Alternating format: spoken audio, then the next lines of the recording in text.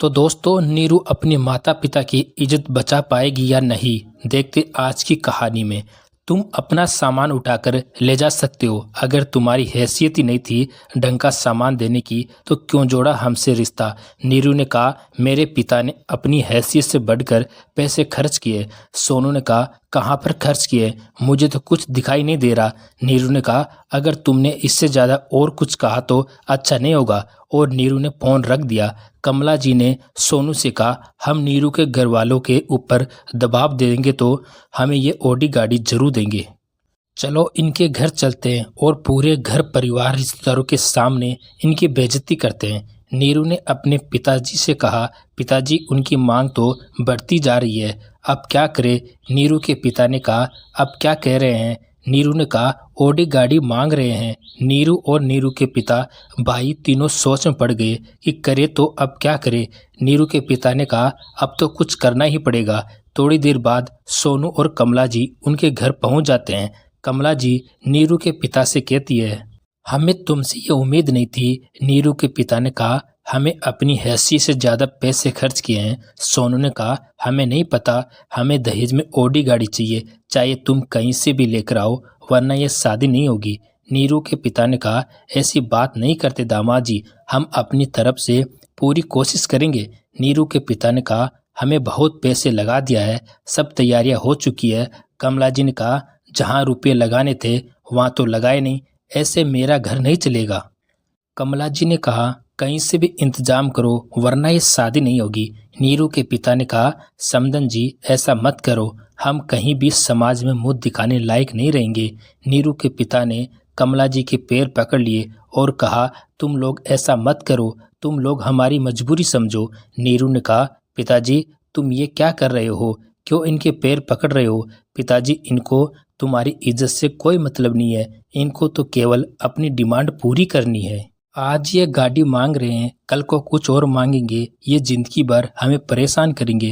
बेटी तुम चुप रहो, मैं इनसे बात कर रहा हूँ ना। नहीं पापा, और बात ही नहीं करनी इनसे। नीरू ने कहा, तुम लोग शादी कैंसिल करने की धमकी देते हो ना, मैं ही ये शादी नहीं करूँगी, मैं खुद इस शादी को कैंसिल करती हूँ। नीरू के पिता ने कहा, बेटी तुम ऐसी बातें क्यों कर रही हो।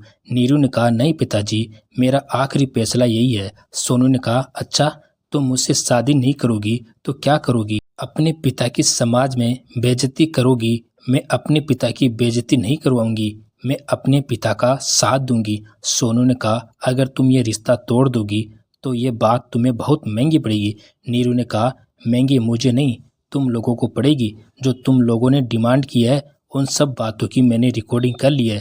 ये सारी रिकॉर्डिंग पुलिस थाने में दिखाकर तुम लोगों पर केस कर दूंगी और तुम दोनों माँ बेटे को जेल भिजवा दूंगी। ऐसी बात नहीं करते बेटा, केस नहीं किया करते किसी पर, हम आपस में बैठकर बात कर लेंगे, तुम जाओ अंदर। नीरू ने कहा, मैं नहीं जाऊंगी अंदर, क्योंकि ये सवाल मेरी ज़िंदगी का है तो बात भी मुझे ही करनी होगी।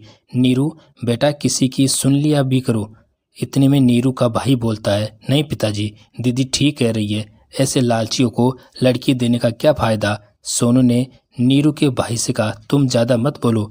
नीरू के भाई ने कहा, अब तक तो मैं तुम्हारी सारी बातें सुन रहा था, अब और नहीं, हम सुनाएंगे आपको बातें, केस करवाएंगे आप पर। कमला जी ने कहा, ऐसी कैसी बातें कर रहे हो बेटा, हम आपस में ये मसला खुद सुलझा लेंगे, इसमें पुलिस केस कहाँ से आ गया।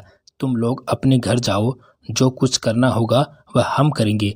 कमला जी ने कहा, समधी जी ये बच्चे कैसी बातें कर रहे हैं, इन्हें समझाओ ना। नीरू के पिता ने कहा, सही कह रहे हैं बच्चे, मैं ही बच्चों की बातें न मानकर तुम्हारी डिमांड को पूरा किया जा रहा था। मुझे तो अब पता चला है कि लालचियों का कभी पेट नहीं भरता। जाओ तुम लोग अपने घर पर, और हमारे घर पर बारात लेकर मत आना।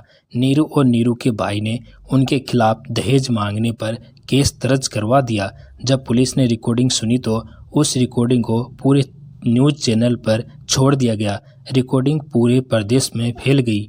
सोनू और कमला जी को जिस नौकरी पर घमंड था उस नौकरी से सोनू को हटा दिया गया और उन्हें दहेज मांगने पर उन्हें कड़ी से कड़ी सज़ा मिलेगी। दोस्तों, नीरू ने कमला जी और सोनू को सबक सिखाकर सही किया या गलत कमेंट बॉक्स में ज़रूर बताना। हमारा मकसद किसी की भावना को ठेस पहुंचाना नहीं है, यह मनोरंजन के लिए लिखी गई एक काल्पनिक कहानी है। नई नई कहानियाँ सुनने के लिए हमारे चैनल को सब्सक्राइब जरूर करें। धन्यवाद।